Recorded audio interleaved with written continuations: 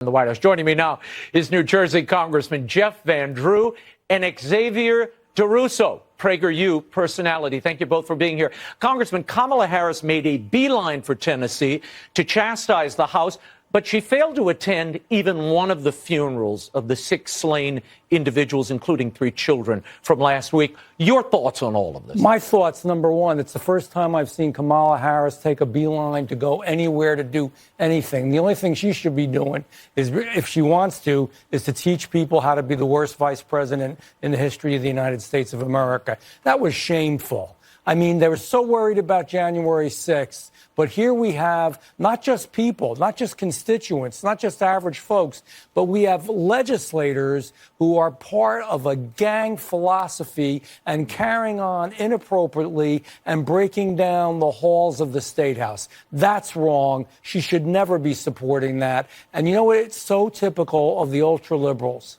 So typical. It's okay for us to do things, but never for you. Yeah. And that's what she was doing. No, I'm just disappointed in her, and that's pretty hard for me. Yeah, well, the double, I don't like the double standard. Have one rule for everybody. And Xavier, these congressmen, they weren't just expelled because people didn't like them. They were expelled because they violated the House rules of decorum. Now, these 2 congressmen are saying that this is racist, okay? And the media is going along with this narrative. Now, the reason for this is the 3rd white congresswoman who joined them in the protest was spared. Watch the media reaction. I want your reaction. It's racism. It's a double standard in our society. Obviously, I have to say, I would doubt they would have done this to white members. When you see the racism like that just out in the open, it does, take your breath away. This kind of blatant racism is what is going to backfire on them. Xavier, is this racism or members being held accountable for violating State House rules? You know, it's typical leftist behavior to just totally deflect and put everything on racism. This is called holding them accountable, because we've already seen the left has no problem burning down buildings if they're not getting what they want. And if we don't start holding these lawmakers accountable, then our democratic republic is just going to turn into a battle of who can lead the bigger protests. People need to stop treating our Capitol buildings as if they're Section 8 housing.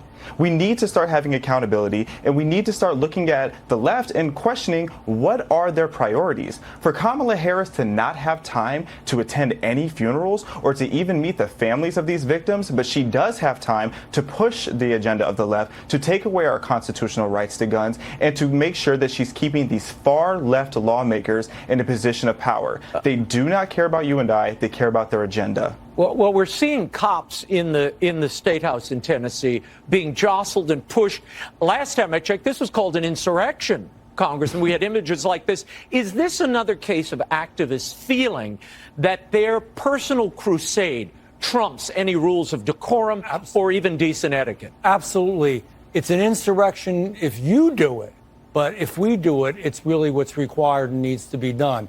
Kamala Harris never visits veterans, has never worried about what happened to the families of the Afghans that were lost in battle, the Americans that were lost in Afghanistan, never worried about our border, went there once, didn't do anything at all, isn't protecting our country. Yet this she runs over to. Is she a vice president or is she a political hack? I think she behaved a lot more like a political hack here. It's disappointing to see that, whatever party you are.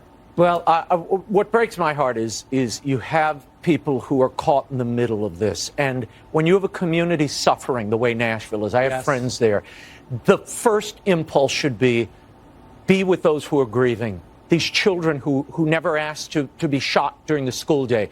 Tend to that, then move to the politics. But here, they move right to the politics and demonize people. It's the worst thing you can do in a community. They won't like even this. talk about it. Yeah. They won't even talk about it. Xavier, I want to give you the last word on this. As you watch this play out, your thoughts on what we're seeing here and what the takeaway should be.